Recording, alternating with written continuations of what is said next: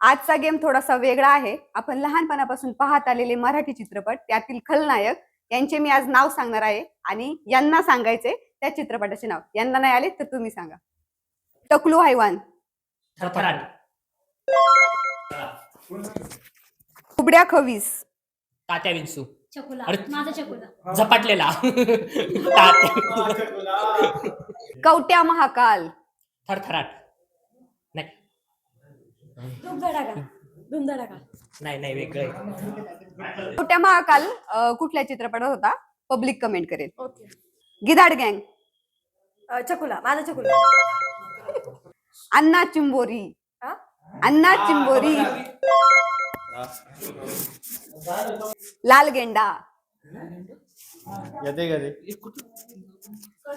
लाल गेंडा, गेंडा गेंडा लाल गेंडा हा खलनायक कुठल्या चित्रपटात आहे? पब्लिक कमेंट करेल. शाकाल,